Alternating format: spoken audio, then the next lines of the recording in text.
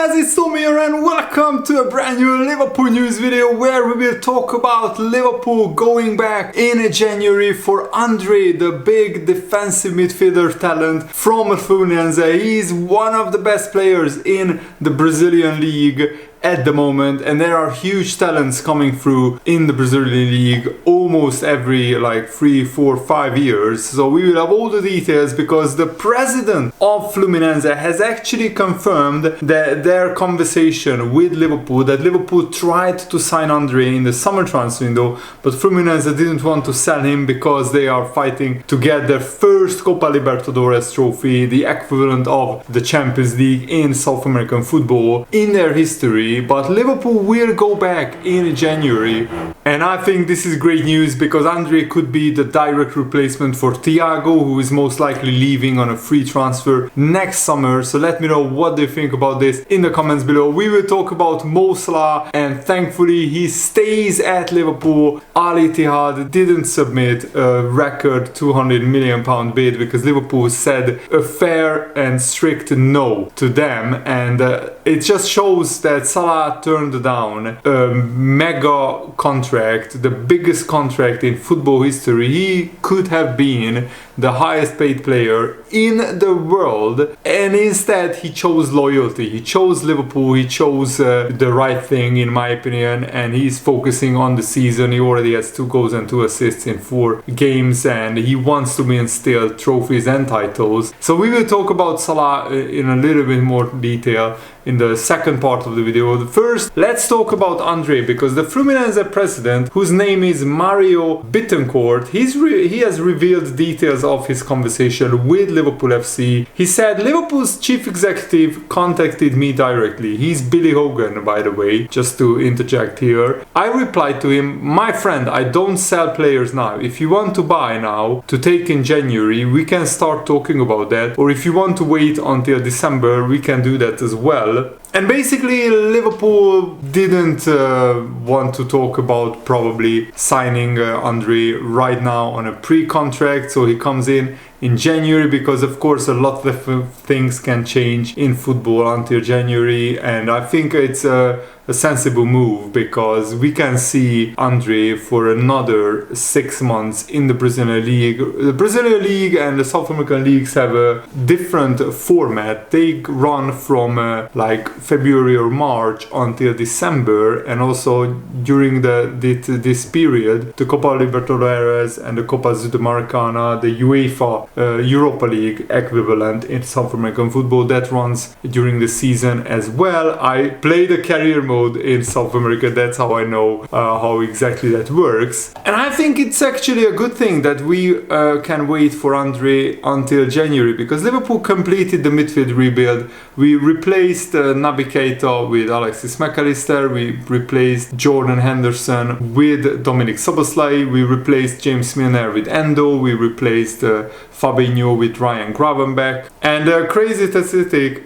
already is that McAllister and Szoboszlai combined already played more minutes than Naby Keita, Oxlade-Chamberlain combined last season, in the whole of the last season, which is just absolutely mind-blowing to me. And there were claims that Liverpool submitted a 20 or 25 million pound bid for Andre, which was turned down. His release clause is 40 million, but I think Liverpool can get Andre for around 20 million in January, and that would be such a big boost, because I think right now already we have 8 midfielders on our books, but of course Thiago is very injury prone, Bajcetic is still a teenager, so bringing in another defensive midfielder is always very welcome. It's very, very difficult to pinpoint exactly what Andre's best position would be in this Liverpool team, because, for example, Fluminense play the weirdest, most unique, most unusual tactics in the whole of the Brazilian league.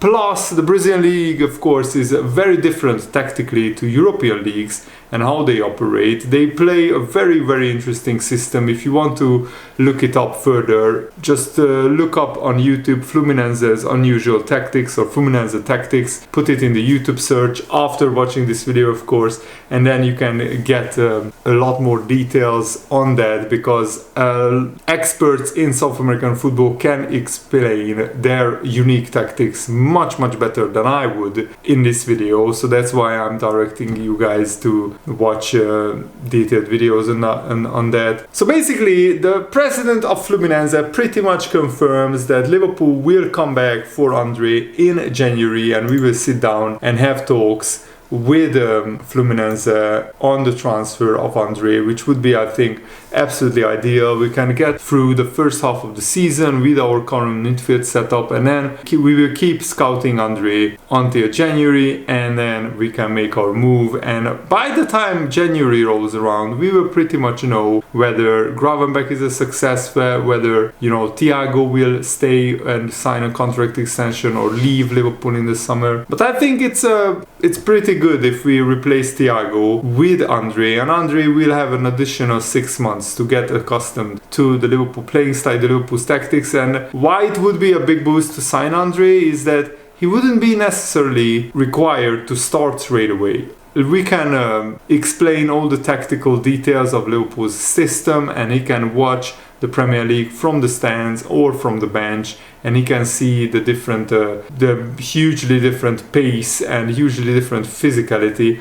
Andre is a deep-lying playmaker. He's not like an out-and-out destroyer, defensive midfielder, but he's not an attacking midfielder either. He's a player who can play as a deep-lying playmaker or as a box-to-box midfielder. And I think him being only 22 years old, Liverpool can really mold him into a great player. And ESPN is reporting that the Fluminense president confirmed that they have an agreement with the player Andre that he will stay until the end of December at Fluminense, or like when the Brazilian season is over, but he encouraged bids from Liverpool in December or January. So it's pretty clear that they want to sell Andre right now, like at the end of the season, where Andre's stock is still very high. So that is a really good development, and I think Andre in January would be a terrific signing to boost hopefully Liverpool's title hopes, because I think I'm feeling ambitious after the good start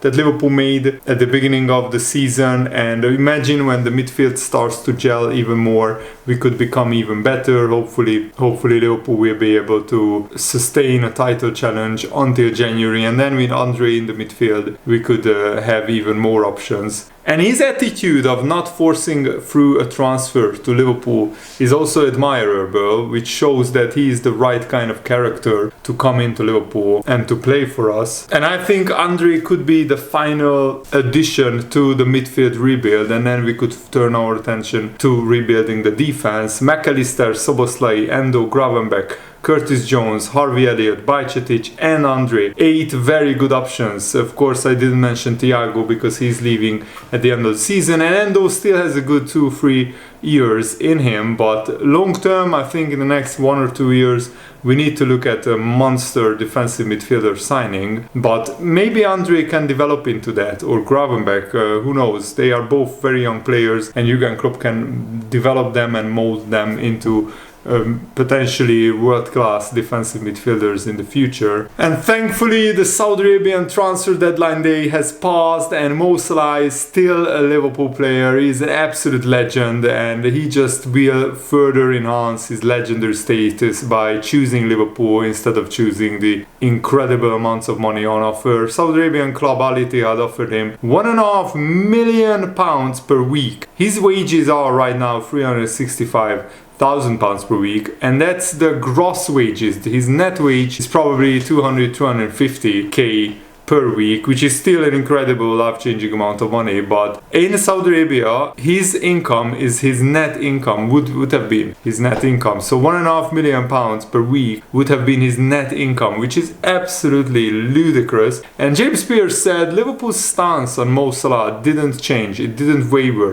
He simply wasn't for sale. It was strange how convinced some were in Saudi Arabia and elsewhere that Liverpool would back down. 2 years left on his contract, no time to replace him. Keeping him made much more sense than taking 150 million, and only 100 million of that was guaranteed, by the way. If maybe they came in with 200 million guaranteed plus another 50 million in add-ons, maybe Liverpool would have thought about it. But even at that price, with no time to replace Salah, because the European transfer window is shot, it just didn't make sense for Liverpool to sell him. It will make a lot more sense next summer, but we can talk about that later. But they must have a contingency plan for next summer in the case of eventually if Salah will go to Saudi Arabia next summer. That can change. He can go to Saudi Arabia next summer, but if Liverpool have enough time to replace him and to sign a brilliant replacement plus rebuild the defense, that wouldn't be the worst case scenario, by the way. Remember, Philippe Coutinho was sold eventually after 6 months in January for 140 million pounds, and Liverpool rebuilt the side with Van Dijk, with Fabinho, with Salah, with Alisson, and the rest is history. We have won everything there is to win in club football at Liverpool. We have won 8 trophies, absolutely brilliant. Salah still has football ambition. He still wants to win the biggest trophies with Liverpool, and he has a great chance this season with him staying, with Liverpool rebuilding the midfield, that we can win either the Europa League or the FA Cup or the League Cup or the Premier League, or maybe even 2 of those trophies if Liverpool are lucky with injuries. The Saudis have unlimited wealth and ambition though. So what they do not yet possess is a football project tempting enough for a world-class footballer at the peak of his powers to desperately force a transfer. And Liverpool always knew that if they don't take this offer for Salah, there will be further opportunities down the line. We can sell Salah next summer, or we can sell him in January for ridiculous amounts and replace him. But I think next summer would be the ideal scenario if Salah doesn't sign a contract extension. But if I was Liverpool, I would still try to extend Salah's contract with another 1 or 2 years, because even 2 or 3 years out from now, Salah will be a world-class player and the Saudi interest will be there. And of course, Liverpool will watch the European leagues like a hawk, saying if a right winger has a breakthrough season. My eyes are on Bakayoko of PSV Eindhoven. He has all the skill sets, but he's still very young, very raw. He needs to develop and grow into a much better player. The benchmark, I think, is Harry Kane, who went for 120 million pounds.